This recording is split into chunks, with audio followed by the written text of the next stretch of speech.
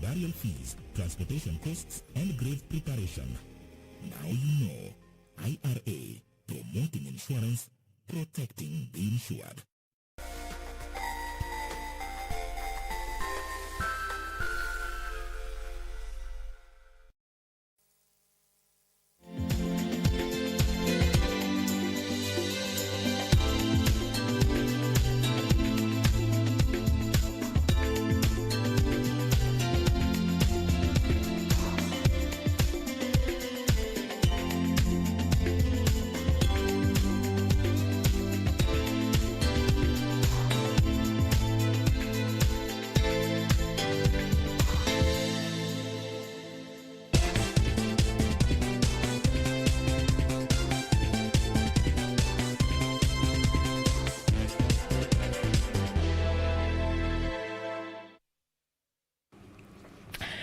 Good afternoon. Thank you for keeping it KBC Channel 1. This is the lunchtime news. It is the 29th day in the month of April 2021. The second day, the National Assembly and the Senate are engaging in the debate on the Constitutional Amendment Bill 2020, the Building Bridges Initiative report. My colleague Kamche Menza is on standby and she will be advising us when we'll be transmitting live from the Parliament buildings as well as from the Senate. My name is Irene Muchuma. Odim. On sign language interpretation, we have Lucy Mwaura.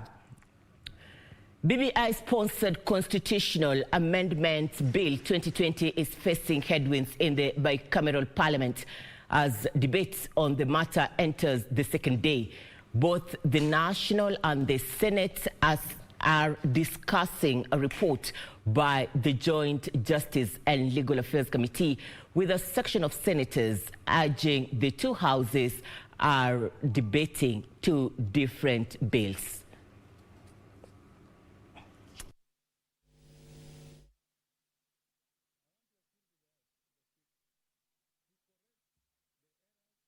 That are appearing on this bill before it is released to the people of Kenya for voting. It will be very undesirable, Mr. Speaker, for the National Assembly to pass a bill that has got clauses that are different from what is being passed by this House before we do the corrections.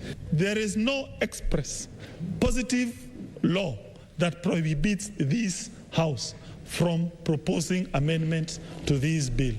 I think we have a duty, a legal duty, pursuant to Article 3, Sub-Article 1 of the Constitution, as read with Article 257, which does not bar this House from doing away with all unconstitutionalities. So let's make the necessary legislative interventions as a House, first to correct that error of two bills. And Mr. Speaker, I don't know if it is too late, but we would have preferred to allow the National Assembly to do their bill, because that is the one that is assumably correct. Then they bring it here, the way we have always done. Then we can look at it as the Senate. So these amendments in the BBI report, Mr. Speaker, are clawing back the gains we achieved on 2010 Constitution in terms of independence of the judiciary, in terms of principles of separation of powers, Mr. Speaker, in terms of bringing matters related to executive, Mr. Speaker, to Parliament, so that you will have one constituent that has a minister, Mr. Speaker, and another one that doesn't have, Mr. Speaker, creating inequality. If we really wanted to change the structure of government in this country, why didn't we go straight to parliamentary system?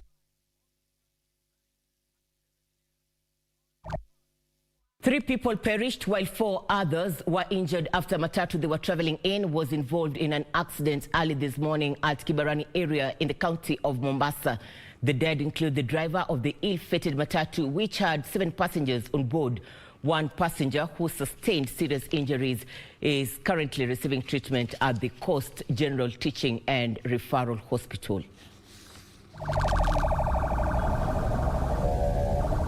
According to Coast General Traffic Commander Peter Minor, the 14-seater matatu was coming from Makupa heading to Changamwe and lost control at the Makupa Causeway Bridge.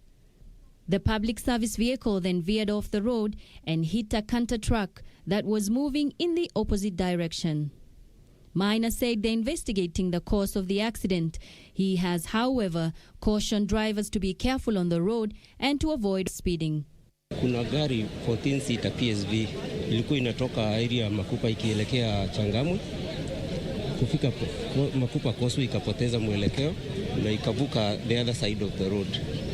Imekutana na gari oncoming, akanta, imegongana na tukapoteza watu watatu. Wenye wamejeruhiwa bado hatujadhibitisha ni wangapi. Na pia cause of the accident is still under investigations. Daniel Odhiambo, the driver of the canter, together with his stunt boy, escaped unhurt, terming it as a miracle to be alive. Nikaona Nissan inatoka kwa flyover. Inakuja kwangu. Nikijaribu kuhepa, ilikuwa inakuja speed singeweza. Alafu nikaifikia. Kwa hivyo naweza sema Mungu amenijalia niko mzima na tanduboi wangu, na kwa Kenya imefanyika, ningependa Wakenya waniombee kwa sababu niliona baharini hapa. Mimi nilijua naingia kwa hiyo baharini. Sasa nimemwambia Mungu asante. Elsewhere, one person has succumbed to injuries in hospital sustained after a truck with a roller on board crashed into several motorcycles, a Probox vehicle, and pedestrians in the outskirts of Kisii town. Ingine kuna gari ilikuwa mbele yake, ilikuwa imesukumwa na hiyo gari kubwa kufikia kwa ukuta. Nikaona katika hali hiyo, tukaona kuna driver alikuwa ndani, lakini hakuumia vile. Sana sana wale waliumia ni wale ambao walikuwa kwa pikipiki, walikuwa mbele kwa barabara. Hapo juu ilikuwa imetoka kwa speed nyingine yenye si ya kawaida. Na ilikuwa imebeba mzigo nyingine, gari nyingine juu ya rora. Sio gari yenye ruka hiyo pump, iliruka kwa njia yenye si mzuri hivyo ikiteremka. So sisi kama hapa wanafunzi tunasimamanga hapa, tunahitaji kama serikali inaweza eka vitu hapa yenye inazuia hiyo kidogo kidogo ndio za ajali sipungue kidogo kidogo. 11 others were injured during the accident that occurred along Kisii-Keroka Highway at Kisii National Polytechnic. A trailer carrying a tractor lost control, and that also, after losing control, the information I have is it ran over several borders before it overturned. Witnesses said the truck was moving at high speed.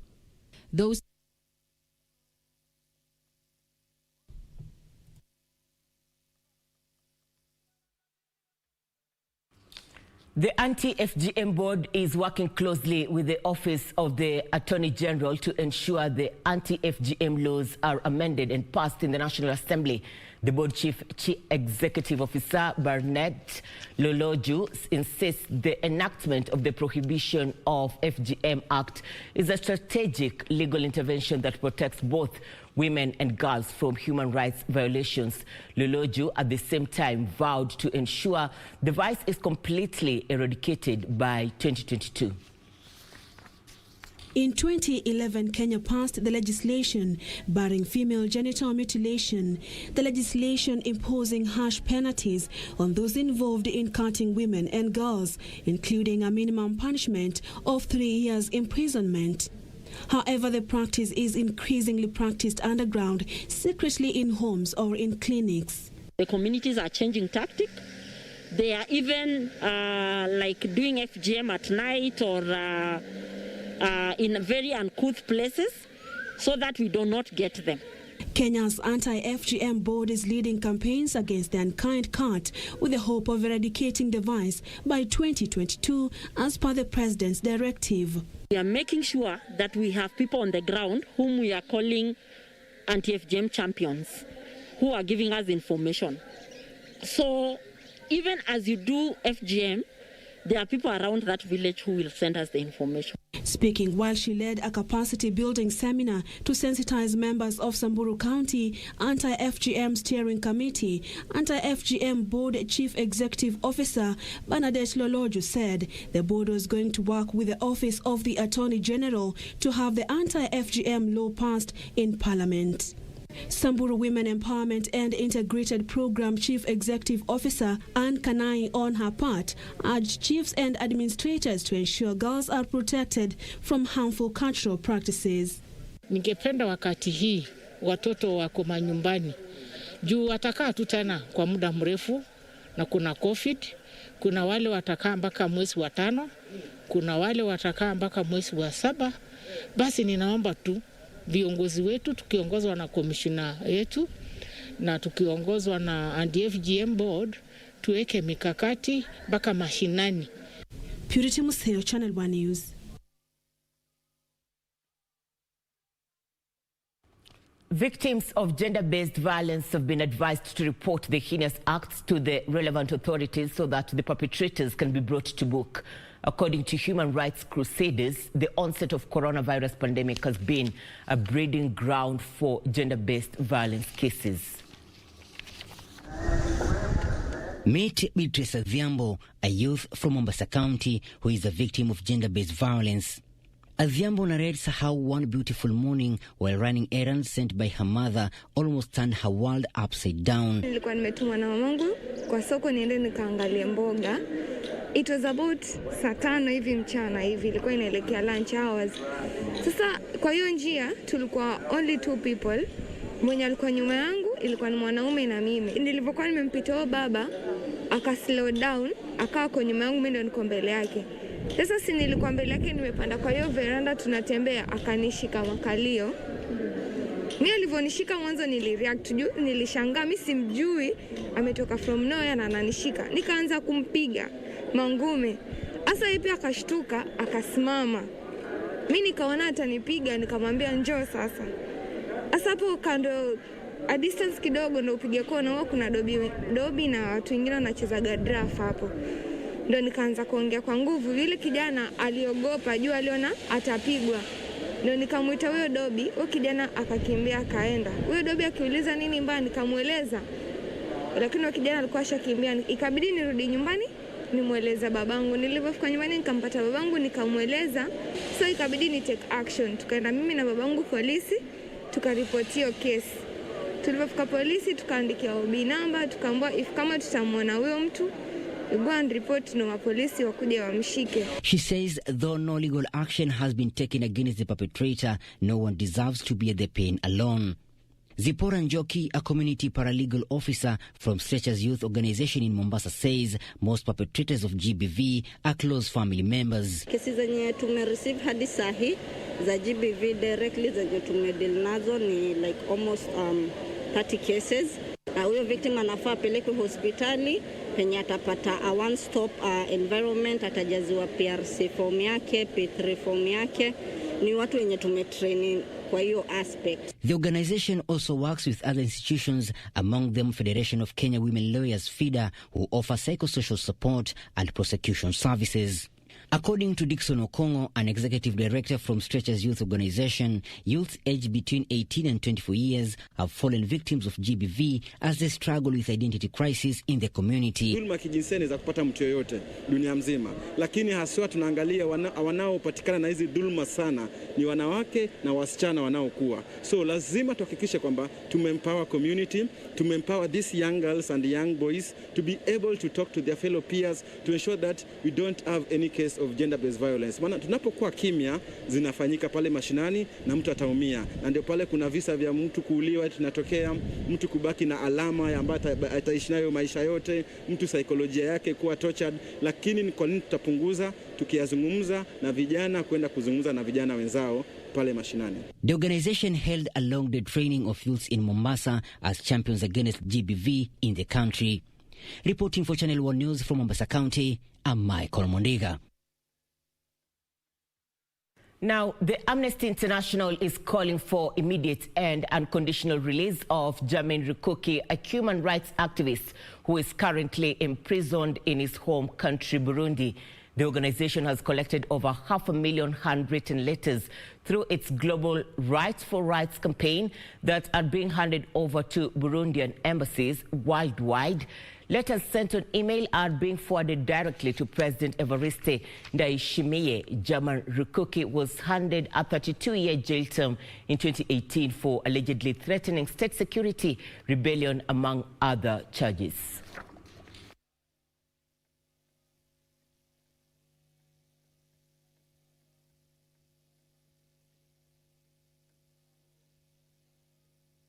Against the attempt to create a third time for the president, who is now deceased. And he was, a year later, sentenced to 32 years, 3 decades and 2 years for his part in the protests. It usually becomes an extension of the dictatorship. Then that's when I can tell you for a fact that there will be uprisings, there will be peace, because that kind of rule is not sustainable and it's not acceptable. And it has to be, resisted. Glad you're watching Channel 1 Lunchtime News. Acknowledgements. Mariam Mary, you're saying you're watching KBC Channel 1. Duncan Okello, you're saying you're watching from the county of Kisumu. Nyandeka Roni, you're saying you're watching from the county of Nakuru. And Isaiah Bims, you're saying you're keeping it KBC Channel 1. We are taking a short break. We'll be back with more on the other side. Stay with us.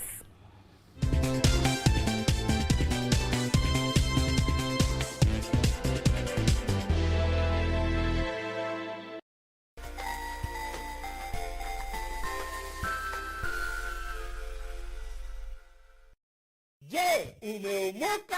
Kama hujaomoka kwenye Quickbit ndio mambo yote. Hapa tuko na fridge, kodi yake ni CM. Tuko na gas cooker, kodi yake ni CK. Tuko na TV, kodi yake ni TV. Tuko na simu aina ya Samsung ni SM, ama Oppo ni Oppo. My friend, mahali popote unanitizama, eka hizo kodi zake kisha utume kwa 4032353. 4032353. Alafu utakuwa unaomoka na hizi bidhaa. Kumbuka kwenye Quickbit ni bila bora zaidi kwa bei ya chini kwa chini. This weekend on KBC Channel 1. Nampa nafasi ya mwisho ya kitu gani? Sijampa pesa mimi tu. Sijampa pesa safari ya kwanza apoteza. Sijampa pesa safari ya pili apoteza. Nimpe pesa tena akatupe. Hadiendea. Nadambea chapali nafasi. Sikia yeye usimezee mate mwenyewe na langu. Ipo.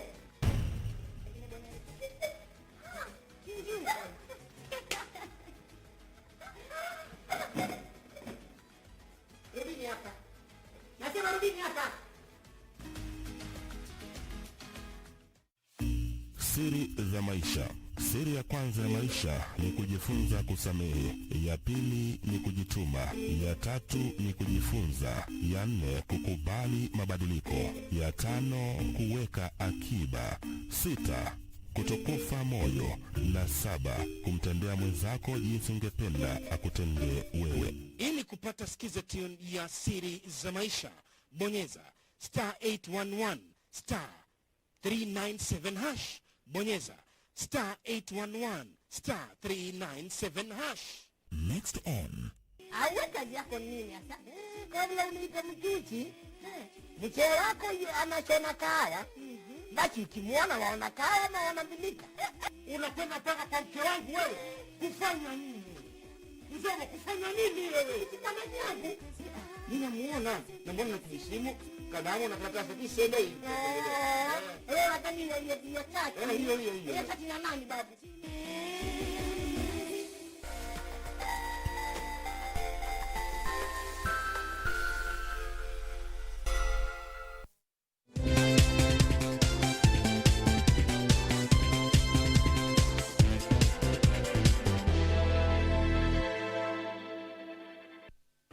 Thank you for staying with us. Welcome back. This is Channel 1 Lunchtime News. Honorable Lewis Nguyai has taken over the wheels of power as the new chair of NHIF board. Nguyai takes over at a time the country is implementing the universal healthcare coverage. He was appointed by President Uhuru Kenyatta, which was announced in a Gazette notice dated 23rd February 2021. He has taken over from Hannah Mureithi, who is the outgoing board chair, and promised to actualize the 55 reforms that are ongoing, including catering for patients who have coronavirus disease. The Chief Executive Officer, Dr. Peter Kamunyo, described the new chair as a wealth of experience touching different fields and perspectives.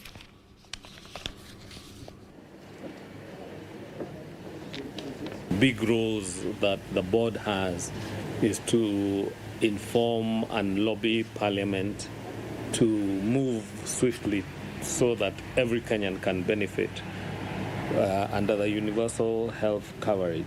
And one of the things that we will have to revisit is to look at how we can also be able to supplement COVID-19 patients to be able to enjoy some extent of cover. We are enhancing the engagement between us and the providers to ensure that services are efficient and in real time. And this also formed part of the HEFREP recommendations. And that is why last week we were inaugurating the launch of the e-claim system in the entire Western region. MAVOKO Member of Parliament Patrick Makau now claims that local security operators are abetting land grabbing in the area. The legislator blamed the rising cases of land conflict on some corrupt security officers whom he accused of colluding with cartels to irregularly acquire land in the area. Land matters in MAVOKO sub-county has been a thorny issue with rampant land conflicts. The huge chunks of undeveloped parcels, rogue land brokers and the high number of squatters has been attributed to the escalating disputes. MAVOKO Member of Parliament Patrick Makau has taken issue with newly deployed Athi River Deputy County Commissioner Charles Wambugu, accusing him of abetting public land grabbing. And this one I'm addressing the DC of MAVOKO. Nataka niambie DC wa MAVOKO, umekuja juzi na umeanza kuleta ujanja ya kuiba mashamba. Makau warned the administrator against abetting land grabbing schemes, which he claims are orchestrated by powerful cartels. However, Athi River Deputy County Commissioner Charles Wambugu downplayed the accusations, describing himself as a law-abiding government officer enforcing the rule of law. Tunajua mahali iko migogoro ya mashamba, tunajua iko watu kutishia wengine, na kamati yangu imekuwa kali sana kwa hiyo maneno. Kama kuna mtu anatishia mwingine, inafaa uende kwa police station. Wambugu said land ownership wrangles in MAVOKO have degenerated into personal vendetta that may interfere with public peace. Police in Teso North, Busia County have gunned down a suspected robber and launched a manhunt for accomplices who managed to escape. The gang broke into 3 electronic shops at the wee hours of Thursday and escaped with goods of unknown value. Police in Teso North, acting on a tip-off from the public, ambushed the gang during the robbery spree in the electronic shops at 2 a.m. Police managed to gun down one robber, with the others escaping with electronic gadgets and hard cash. Wezi walivamia hapa muda na tuliweza kucooperate na serikali na tulicontain hiyo issue ya hao jambazi na paka mmoja wao akaangushwa chini, kumaanisha aliuliwa na risasi. Hiyo tunashukuru polisi wetu wa hapa. Vitu kadhaa imeibiwa, na kwanza nataka pia kupongeza the business community. The suspects are said to have been armed with blunt objects which they used to break into the shops and scare off the public. Area leaders and locals now want the police to increase police patrols in the area. Also, police in Kisumu have impounded a lorry ferrying bang with a street value of 1.5 million shillings. 2 suspects have also been arrested. Managed to intercept one lorry, FH, which was ferrying omena. And when officers stopped the vehicle because its movement was suspicious, they stopped the same, and when the driver was interrogated, he told the officers that he was ferrying omena. Our officers got suspicious on the way the driver was answering the questions, and that's when they requested him that they proceed to the police station for further interrogation and verifying the contents of the cargo. You can see the damage it could have caused to the community, because this one would have gone to the youth, smoke it, and start committing crimes. So what is my urge to the transporters? They should not abuse that privilege given by the government to provide essential services, because omena falls under food, and which is an essential service. Youth in Teso North Sub-County, BUSIA County, have been urged to enroll in the available technical and vocational training centers in the area for training in an effort to create job opportunities and employment among the youth in the region. Chemasiri TVET Principal Joseph Ogot appealed to the youth not to depend solely on the limited white-collar jobs, but to seek necessary skills to facilitate self-employment. He lauded the government for supporting technical colleges by offering partial scholarships and financial aid through avenues such as the Higher Education Loans Board.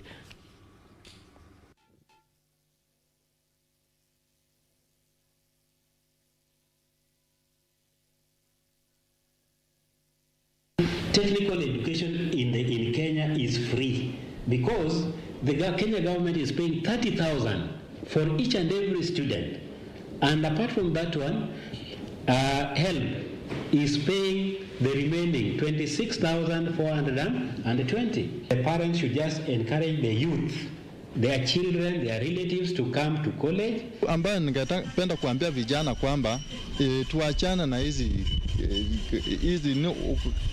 kazi za white collar hizi.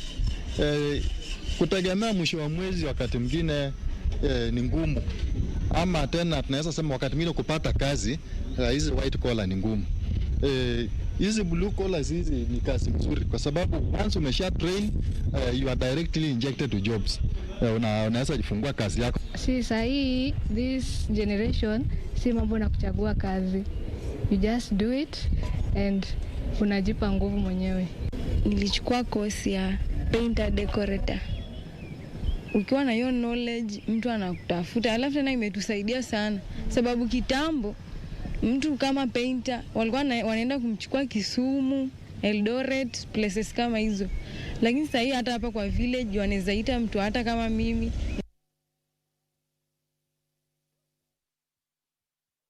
Police in Baringo County are searching for a man who allegedly threw his 5-month-old baby into a fire in Garatuko village following a domestic disagreement. According to the baby's mother, her husband accused her of infidelity before a atrocious act on Sunday night.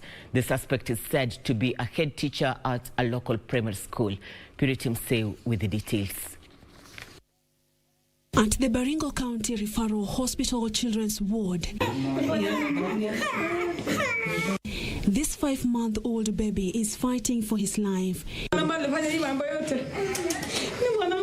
He's a victim of a domestic disagreement between his parents. His body is so badly burnt, you can barely see his face. The flames took his eyelids, his nose, and lips. His small body also bears internal wounds. The boy's mother, Ann Yego, regrets the events that led them to the current situation. Wakati niliposaa huyu mtoto ako na manunguniko, asas siasa yenye anatokezea umuumu kwa majirani wale wapotofu wenye hawezi hata wakachenga poma wengine. Huyu mtoto anakujanga kuja kuangalia huyu mtoto. akipendua hivi, kuangalia hivi, masikio si ya kwetu. Huyu mtoto sio wangu, ni ya mtu. Kumwauliza mtu yupi sasa? Uniambie, kaniambia hata kwa kwetu hauna mtu mwenye ataishi kama si ya kwetu. Huyu mtoto wewe bwana atakufa. Her husband, a head teacher at a primary school in the area, allegedly threw their son into a fire on suspicion that he was not his own.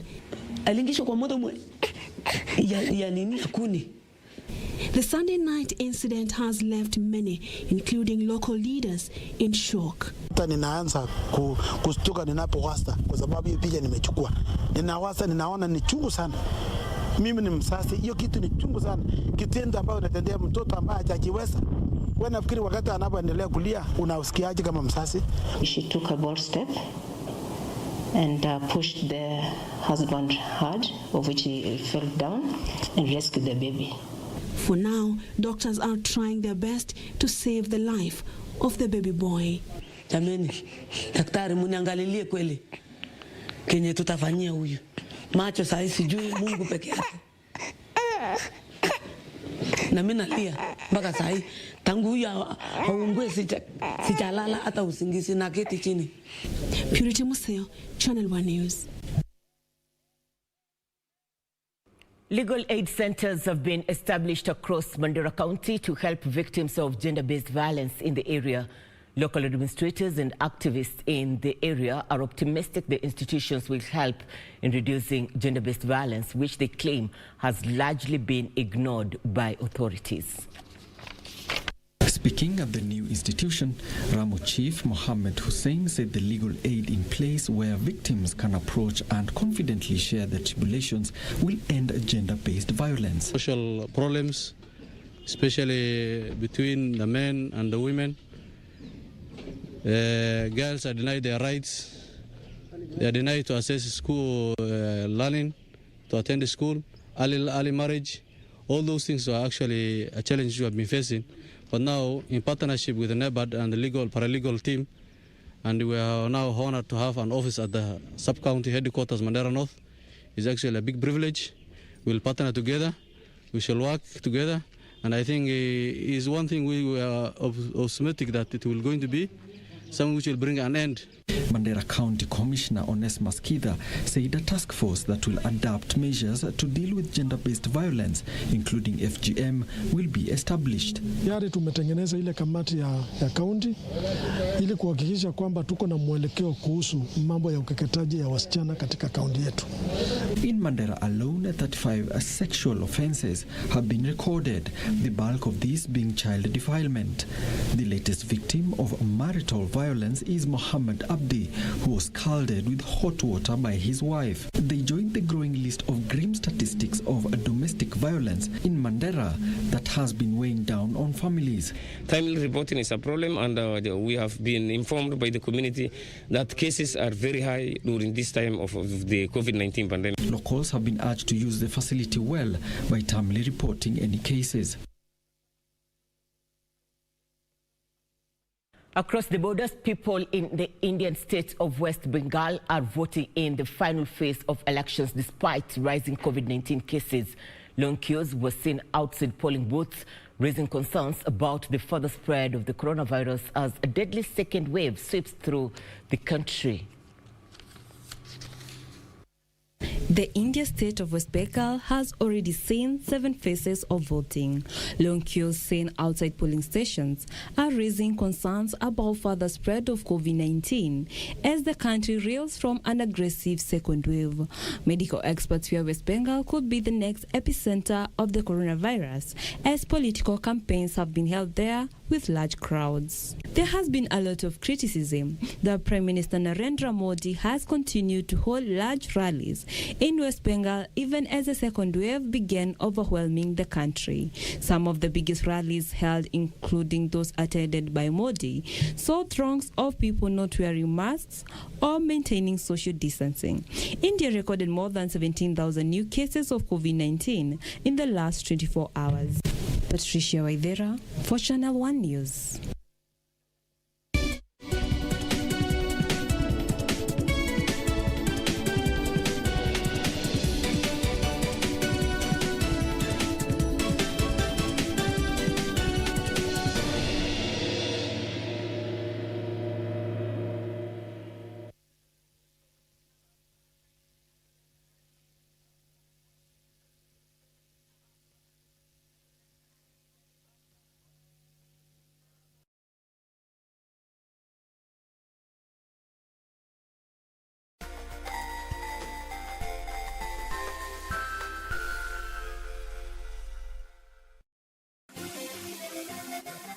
Beauty College. Vera Beauty and Fashion College, with branches in Nairobi, Eldoret, Thika, and Meru. Did you know that we are a TVET-approved institution? We offer courses in fashion design, interior design and soft furnishing, event decoration, flower arrangement, event planning, hairdressing, barbering and dreadlocks, beauty therapy, makeup, nail technology, spa massages, teaching skills, TOT, solo business management, and many more.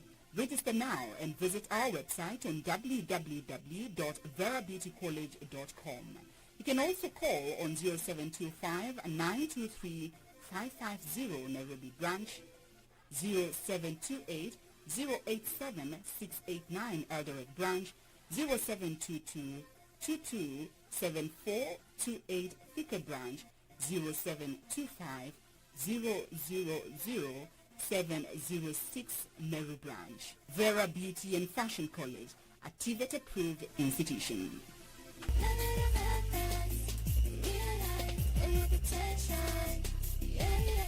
Je, umeomoka?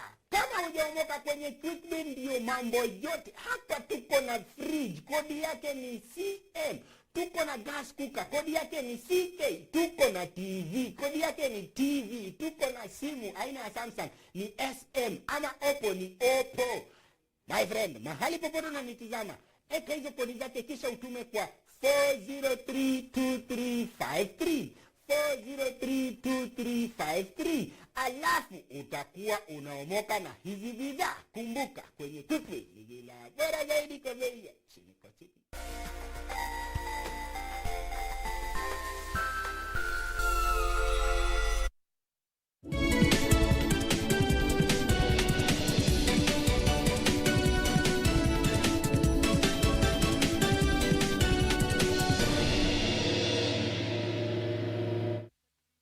Thank you for staying with us. Time for Channel 1 Business News. County governments should tap the capital markets to raise long-term capital to finance key development projects.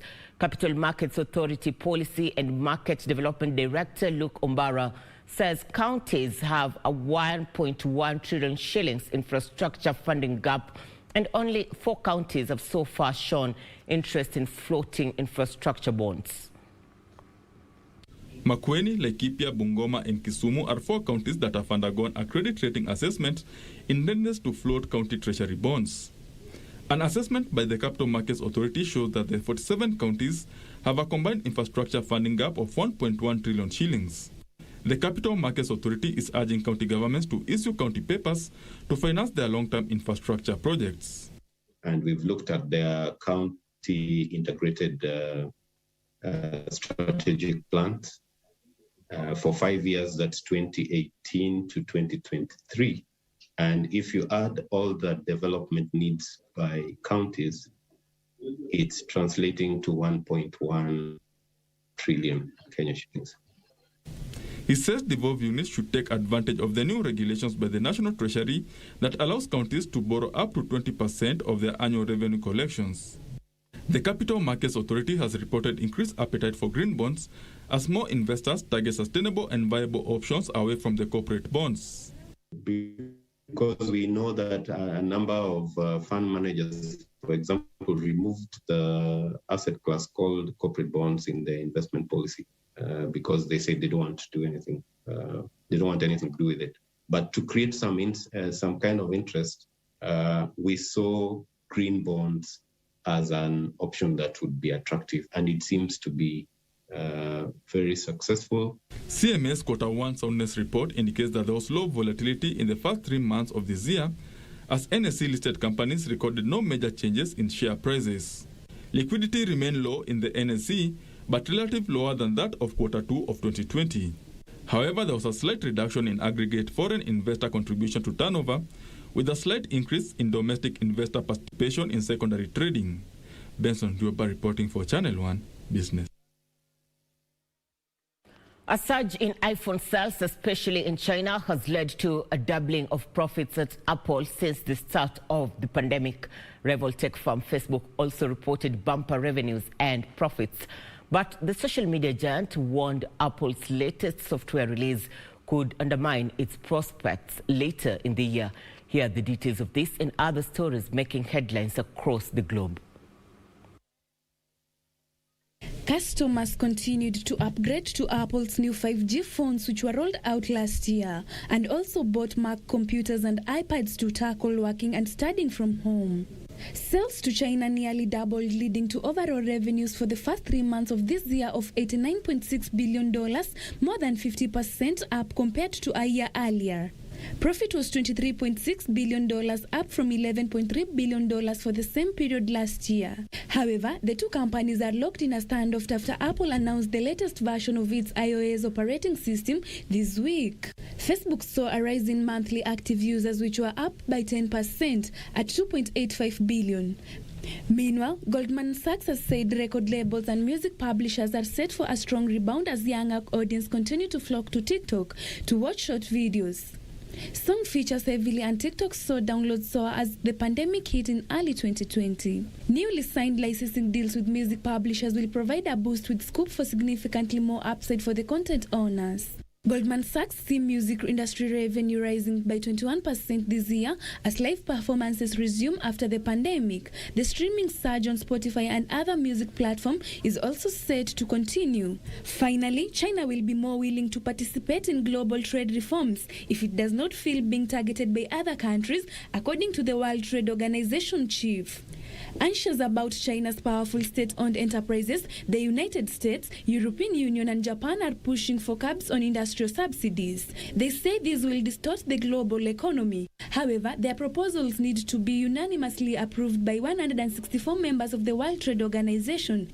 China has said it will be more ready to discuss industrial subsidies if talks are also extended to agricultural subsidies prevalent in the West. The global agricultural subsidies were around $1 trillion per year and could reach $2 trillion by 2030. Terry Njenga, Channel 1 Business.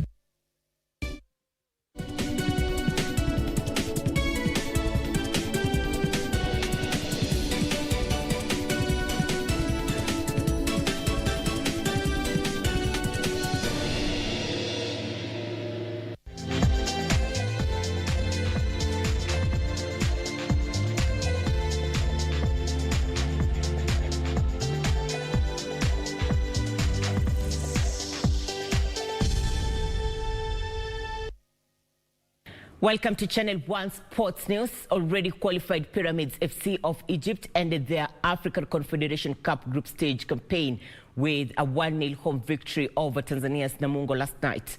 Winger Ibrahim Edel scored what proved to be the winner 3 minutes past the hour mark.